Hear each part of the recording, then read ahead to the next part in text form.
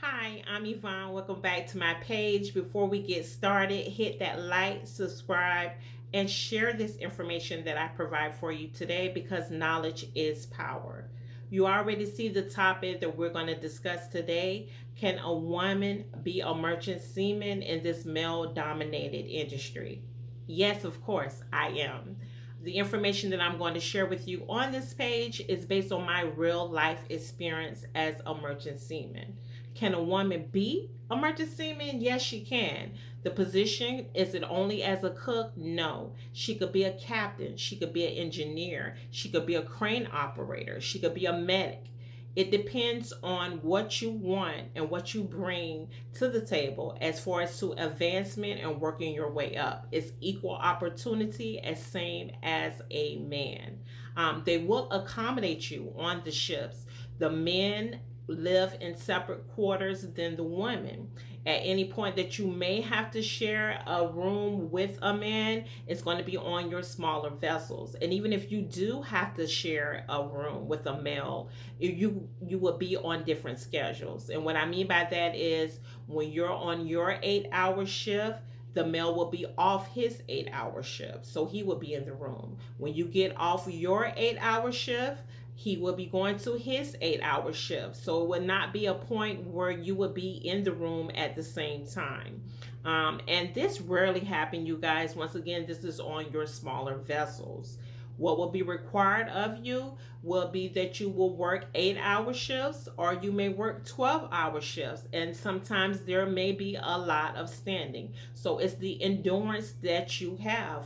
You're given the same opportunity and rights as a male, so you need to step up to the plate and be there and be able to be flexible and work your schedule. You're going to be on different shifts. Some of the shifts on the vessel would be where you would come on. Your schedules would be where you're on 2 weeks and off 2 weeks. It also may be where you are on 4 months and off 2 months, or it may be where you're on 30 days and you're off 2 weeks. That's going to be based on the vessel that you're on and the captain that's assigned to that vessel. But it can be done, you guys. It can be done. The type of ships that you may work on, you may work on cruise ships. You may work on a tanker. You may work on a tugboat. And sometimes you may work on military vessels. The position that you are applying for or the position that you want to move up to is going to be based on your experience. You have an opportunity to go to school and pass exams through Coast Guards to move up. What I love the most about this field is it's not based on someone else's opinion of you. You know, someone does not have to recommend you to move to your next level. As long as that you have your seat time and you go and you take your exams and pass your exams, you can advance. And this is not a slow process, you guys. This is not something where you will have to wait years before you can work your way up. The opportunity is definitely there. What are the requirements to become a merchant seaman? You will be traveling domestic or internationally. So you definitely would need your passport. And get a pen and paper because I'm going to go over with you what are the requirements. So as I look and be confirmed and accurate with you, I want you to write this information down. Because first off, before you even decide that, yes, I'm a woman, this is the career that I want to take, you first got to make sure that you meet the requirements, and it's not complicated. So if you have that pen, get ready. I'm going to do a check off. We could do our check off together of what is required to be a merchant seaman, male or female. Male or female. First off, you must be 18. You must be 18. And the great thing about it is there is no maximum age. So you could be 50, you could be 60, you could be 70 and apply as a merchant seaman. But you must pass the physical exam with the Coast Guard. So there is no limit with your age, but you must be able to pass the Coast Guard exam, physical exam, okay? The second one, so we said that you must be 18. Your second one is you must be a U.S. citizenship or have permanent resident here, okay? And that's easy. U.S. citizenship. The next one is you must pass a criminal background check. They will perform a criminal background check on you. The next thing is to work on the merchant vessel, you must obtain your merchant mariner credential. And to obtain that credential, you can apply for the application. You can submit your application.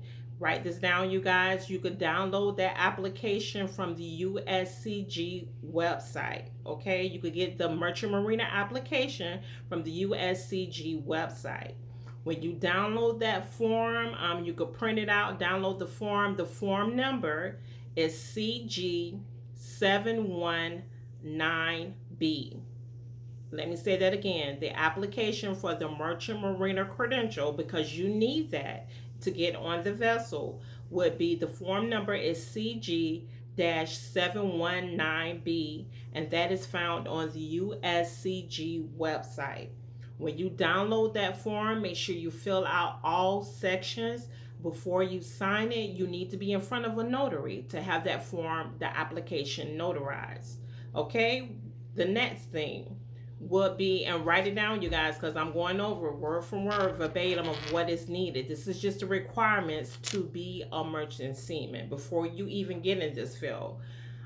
You would need to obtain your TWIC card before you apply as a merchant seaman credential. Before you get your merchant mariner credential, you would need to have your TWIC card. So before you print out that form, let's go back and make sure that you have your TWIC card. The TWIC card, you can apply for that with TSA. That could be done on the TSA TWIC card website.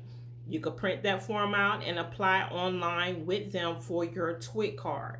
The cost of that TWIC card is $125, and that's for 5 years, $125. So you will renew that TWIC card every 5 years. With the TWIC card, you would need to pass a medical exam. They will have the form for you that needs to be completed by a licensed doctor. So you need your TWIC card, you need to pass the medical exam, and you need to pass the drug test. Also, you will have to have a medical exam that will be completed and submitted to the Coast Guard. So before you apply for your merchant marina credential, you need to submit your application for the TWIC card. You need to take your medical exam. You need to pass your drug test, and then you need to take a physical. Once you have done that, then you will go online and apply for your merchant marina credential, which is the same credential that I showed you in my previous video. Okay, now if you want to work on your international ships, if you want to go travel international and not just domestic, because there are positions available as a merchant seaman, domestic, local, in the Gulf. So if you want to travel international, you would need your STCW certification. What is that? What is the STCW certification? That is basically a process that you go through where you would take additional courses. Your STCW is where you would take the firefighter course, the additional an additional medical exam would be required, and also too you would take a first aid CPR class. So you're going to take a first aid CPR class, you're going to take a fire course, and then you're going to take a water survival course. A water survival course, yes, you would need to pass your water survival course. You do not need to know how to swim. Everyone asks that question. But I can't swim. I can't swim. Can you float? If you can float, then you can pass it. I did it, you guys. I was able to. One of my water survival courses was that we were dropped into the pool on a simulator, kind of like a jet or a helicopter. I wouldn't say a jet. I don't know why I said jet, but a helicopter, because you would sometimes be carried out to the vessel on a helicopter. So they want to make sure, and you guys, this is done not to intimidate you or to make you scared.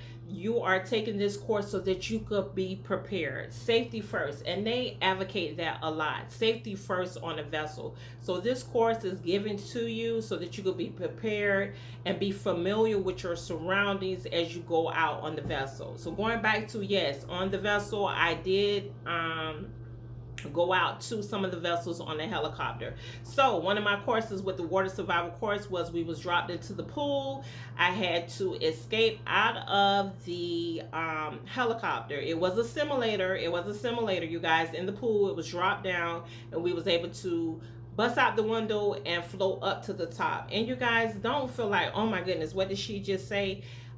It's not intimidating. It may be, if you're not familiar with swimmer or getting in the pool, you may feel a little bit uncomfortable, but as a woman you could do it. Some in my class, I had men that dropped out of the course because they didn't even want to jump in the pool. But it's done, you guys, and they have professionals that is there to assist you because they want to see you pass this course, so they will help you with your water survival course. And that, all of that, as I indicated, your STCW, that is needed. You do need that certification before you travel international. Okay, everyone understand that. So your STCW, and with your STCW, those courses can be applied and taken at some of the academies as well. There is an academy that's called Piney Point. There are several academies in Jacksonville, Florida. There are an academy in Mobile, Alabama. You could pay out of pocket to take this class. It's called the STCW class. Or you could do like me. Once you have your passport, your TWIC card, and your merchant mariner credential, you could go and apply at some of these companies, and they will pay for that course for you. They will pay for that course for you, so you don't even have to pay out of pocket unless you want to. But some of these companies will pay for the STCW course for you. Normally, a ballpoint figure for that course, it may range from $1,200 to $1,500, and that is a week-long course. But it also covers your living expenses while you're there as well.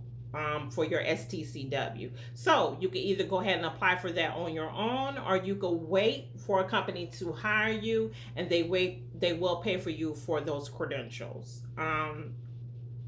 We've covered everything that would be needed, and also to your passport. And you guys already know the passport, you could go to your post office, pay $130, fill out your information for your passport, and submit that. So you would need the documents that you would need to travel domestic and international would be, once again, let's go over it. You would need your TWIC card, you would need your passport, you would need your merchant mariner credential, and you would need to take the STCW course and get your credentials, especially if you want to travel international. And you want to travel international, you guys. Oh my goodness, the waters, the different places that you could go, not just domestic, but international. And that's one thing that I love about this career, is because that you could travel to Japan. My husband had the opportunity of traveling to Japan, Africa, New Zealand. These are places that you could go as a merchant mariner, as a merchant seaman. I say merchant mariner because people like to say,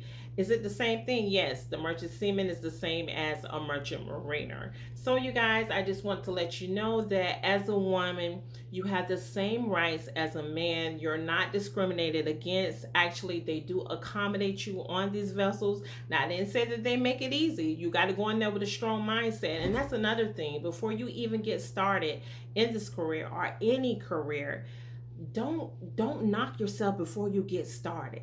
Hang in there, you guys. Go in there with the mindset of, I could do it, and I came here to win.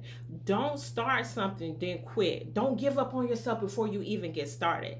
As a woman, as I stated, the same opportunity is there. You can move up quickly. You can rank quickly in this field. They're not going to say to you that, oh, you're a female, you can't be a captain of this boat. No, if you have your seat time and you apply yourself, which I know you would, because if you was here on this page, that's telling me that, hey, I'm interested. So if I could do it, you guys, you could do it as well. It is attainable. I started out as a cook. Matter of fact, let me go back. I started out as a dishwasher, and I moved my way up, and I'm still advancing today. So yes, I got on the vessel as a dishwasher. I then moved on to as a cook. Then I moved on to as a steward on the vessel. So it's definitely room for, you see that what I'm saying, right? There is room for advancement. They will not say to you, you're a woman, you cannot do this job. And that's just with any job. It's not based on your sex, it's based on your drive, it's based on do you want it? Because if you want it, it's out there, okay? We've covered what are their basic requirements to become a merchant seaman. I want to encourage you and challenge yourself, you guys. Say, hey, I want to go out there and do it. I want to change. I want to shift. I want to change what I'm currently doing. What she says sound interesting. So you go back.